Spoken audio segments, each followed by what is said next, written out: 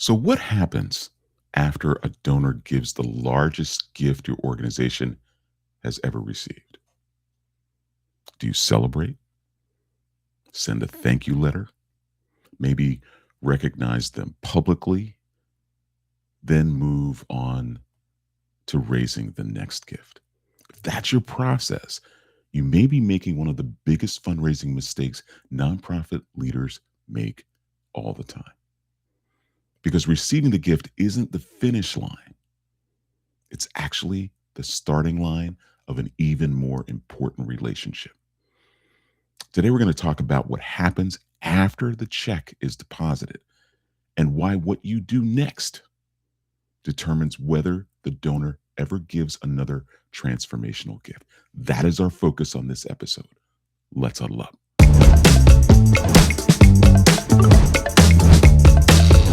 Hey, welcome to another episode of Huddle Up with Mark, the Fund Coach. I'm Mark Duncan.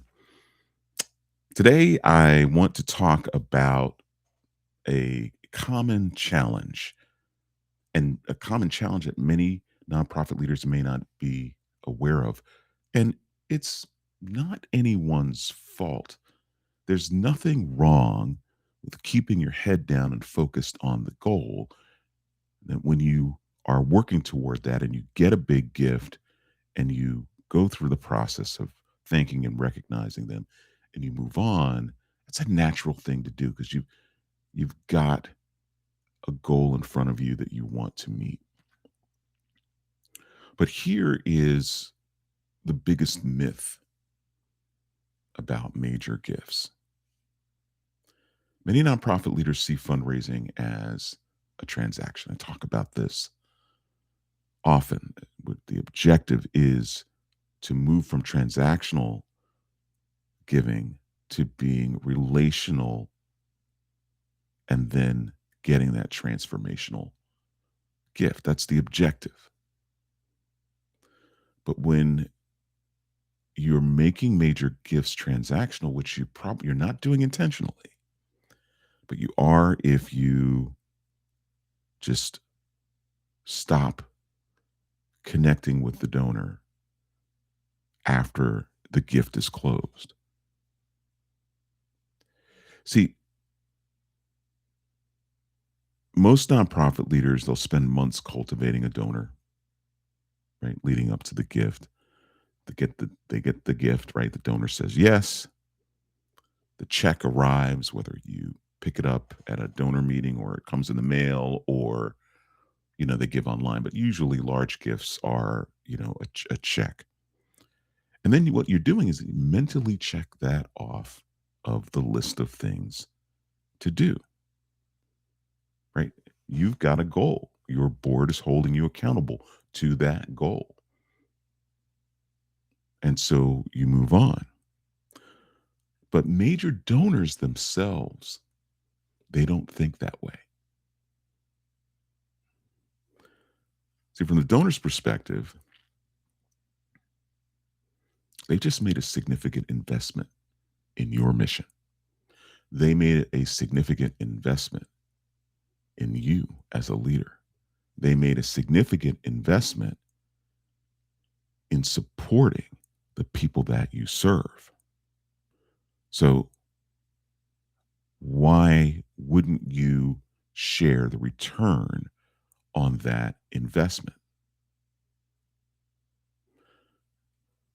But when you don't do that, you leave donors wondering, was my gift meaningful? Did it matter? Did it make a difference? How is it impacting the lives of the people being served? Was I simply a source of funding? There's something you don't want a donor to feel. Or am I truly a partner in this mission? That's many of the questions that they're asking if you don't do anything after the gift is closed. So the objective here is not for the relationship to end because you got the gift. It should deepen. It should deepen. And that is critical. So let me tell you why a thank you just isn't enough. A thank you letter, right? Checking the boxes, getting the gift, sending a thank you letter, right? And then moving on, thinking that, oh, the donors get it. They know we've got to raise this money. First of all, the thank you itself has to be prompt. There's no reason, especially a gift that is significant, that a thank you note should not be received or at least sent within 48 hours of receiving it. That process has to be absolutely critical, has to be in place because donors will remember how long it took you to thank them, even though it's a formality.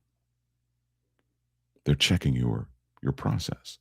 One of the things I often say when I'm doing workshops is that you will have donors who aren't significant donors, but they have capacity, who will do or engage in a teaser gift.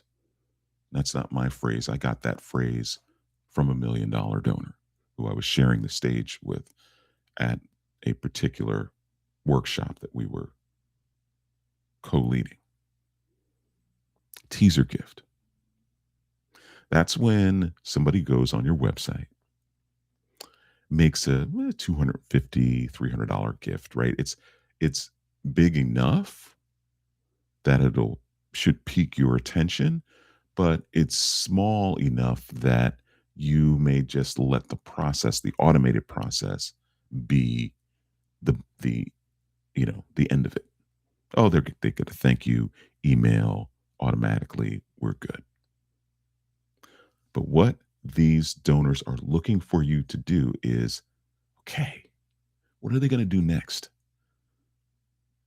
Am I going to hear from them? Because I'm a new donor. Oh, I'm a first, new donor. Or this is the largest gift that I've given transactionally. Not thinking transactionally, but given online without the benefit of a relationship. So they want to see what you're going to do. Now, if they get a phone call or a personal email or something else in the mail that is coming from leadership, whether it's the executive director or someone on the board or both, then they're going to have confidence in your organization because that's sending a message immediately about how you care for your donors.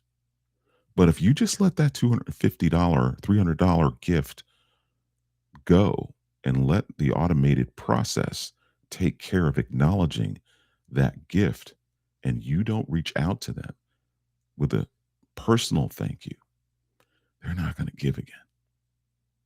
I can almost guarantee that. So, thank you, especially an automated thank you, isn't enough. But a prompt thank you is absolutely important. Obviously, the automated system will send out a thank you almost immediately after a gift is processed online. You don't even know it's happening as a leader. But if it's a large gift, if it's a major gift, if it's a transformational gift, then you want to turn that thank you note around within 48 hours. And that should be an actual letter. Can be an email, that's fine, but it should be personalized. It should come directly from you as the executive director, or it should be coming from a board member and whoever is managing that relationship. That's the person who should be sending the thank you letter. It isn't just about the tax implications of a thank you letter so that they can, if they itemize, they have that as an acknowledgement, proof that they've made that gift. It's about the stewardship aspect of this.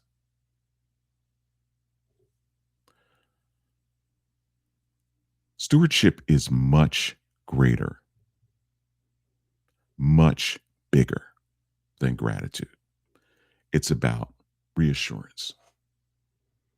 Reassurance for that donor that what they've given, what they've invested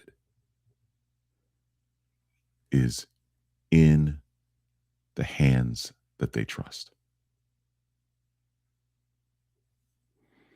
So you have to ask yourself, because they want confidence that they've made the right decision. You've got to ask yourself, do they hear from you only when you need something? Or do they regularly hear stories of impact from you? Be honest as you think about your response to these questions. Do they feel connected to the mission after giving? Do they know the difference that their help, their gift has made on the lives of the people that you serve? You see, solid stewardship answers the silent question that every donor asks. Did my gift, did my investment matter? It's not about checking boxes. Yes, you have to move on and continue to raise the dollars that you need to raise, but you cannot abandon, neglect the relationship you started that got you the large gift in the first place.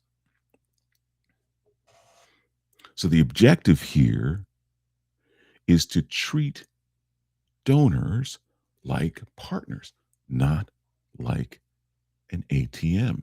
And some donors can feel that way if you don't take the proper steps to keep them engaged.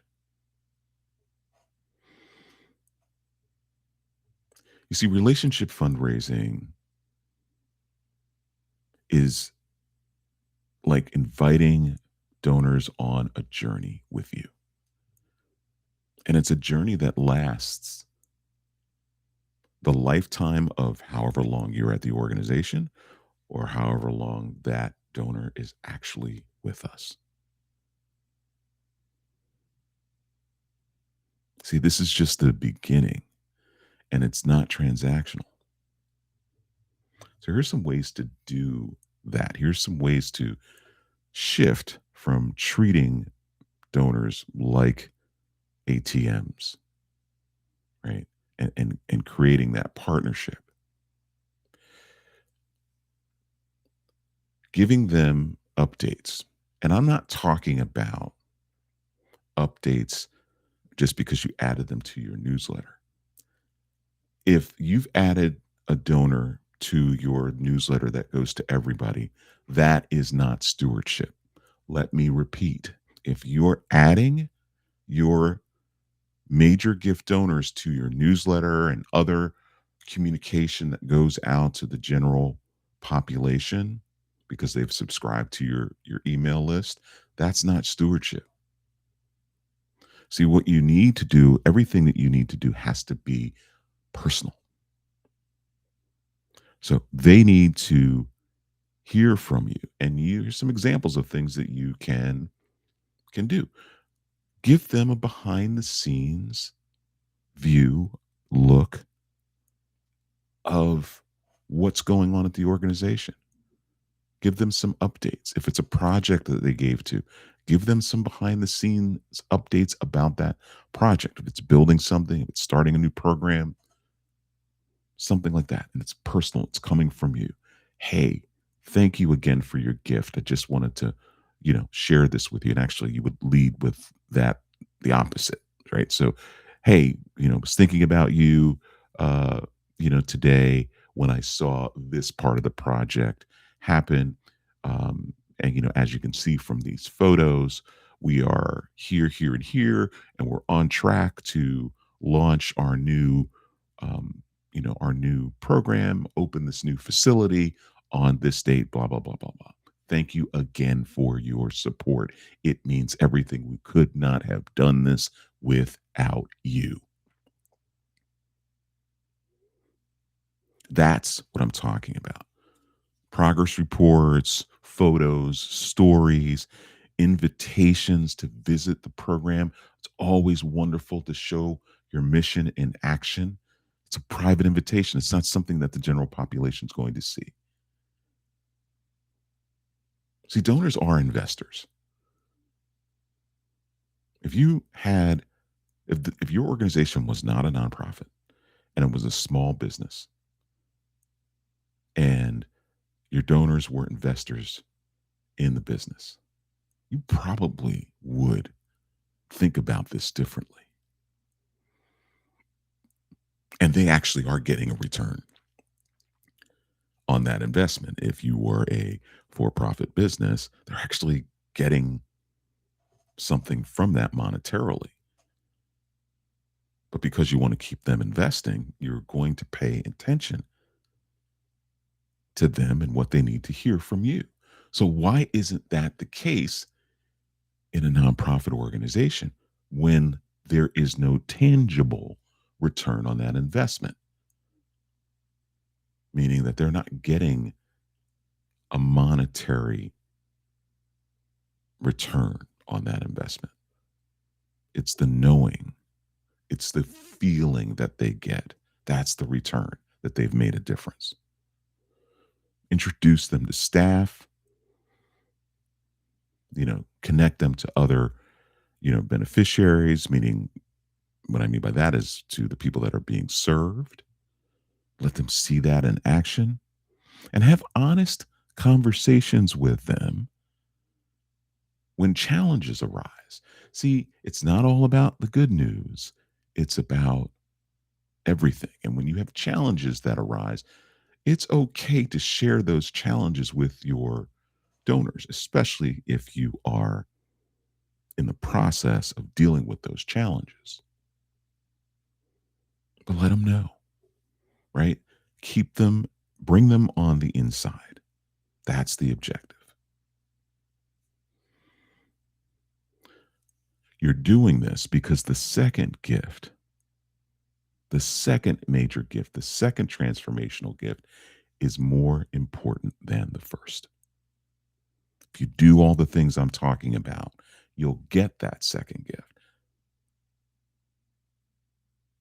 See, many organizations get very excited and they celebrate landing a six-figure gift, a seven-figure gift, a five-figure gift. But few have a strategy for securing the second transformational gift, the second six-figure gift. Why is that? Why is that? Because they assume generosity will continue automatically. I cannot tell you how many times I hear from current clients or other folks that I bump into, or people who attend my workshops or speaking engagements, whatever that may be, that they don't know why. Oh, I don't know why this person has given. They have capacity. They gave us a large gift before. I don't know why they're not giving to us. And the real question that you have to ask yourself is, what are you doing to make sure that they remain connected to the mission, that they remain connected to the work that you're doing? See, every gift has to earn the next gift. Let me say that again. Every gift has to earn the next gift. Your stewardship, your gratitude, your relationship with them, it creates confidence. It creates confidence from that donor in you as a leader and in your organization and in your mission. See, loyalty creates transformational giving. And it creates transformational giving over many years. That loyalty comes from the relationship. See, it's very easy, as I said early on in this podcast, that you can take what is designed to be relational and make it transactional if you don't do the things that I'm talking about. So, what you need to do is create a simple stewardship plan for after receiving that major gift. It doesn't need to be elaborate. You don't need a stewardship team or staff person who's dedicated to stewardship. Start with something very, very simple. So, for every major donor, here are the things that you're going to do.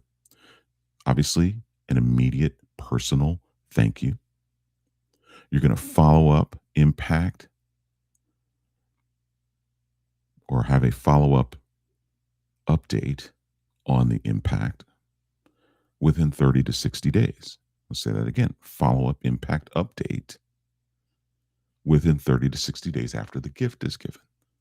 See, you may be on to securing the next gift, but this is critical. Simple too. It's an email, it's a phone call, it's a text message. Have quarterly meaningful touch points. Again, your newsletter does not count. The invitation that you're sending to them to come to an open house does not count. These are meaningful, personal touch points, phone calls, emails, text messages that come directly from you. Invite them to experience the mission firsthand, tour, you know, of whatever you're doing that's new. Let them see your mission in action. Celebrate milestones and personal moments. Their anniversary of their first gift. A lot of donors or nonprofit leaders don't think of this. Your donor's anniversary. I mean, it's amazing. Hey, happy anniversary. It was 2 years ago today you gave your first gift, or it was 5 years ago today, it was 10 years ago today. Thank you. And your lifetime giving, right? Let them know that. It's an opportunity, personal from you, celebrating their generosity, recognizing what they've done. And in many cases, they won't know what their lifetime giving is.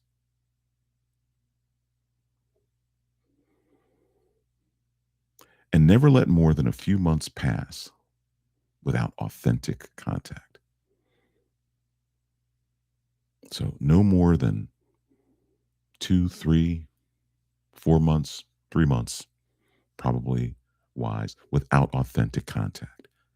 And again, phone call, coffee, text message with photos. These are all things that are very simple to do. You calendar them so that they're on your calendar, not on a list of things to do. Don't bury it in your CRM so that it doesn't remind you. Now, if you've got a solid CRM that is integrated with your calendar, perfect. That's a great way. Then you don't have to think about it. Then you know that on this day, you need to do this. You need to call this donor. You need to email this donor personally. You need to schedule coffee with this donor. Right? All things that you can be doing to help with this. But consistency beats complexity. So keep it simple. So here's my challenge for you this week.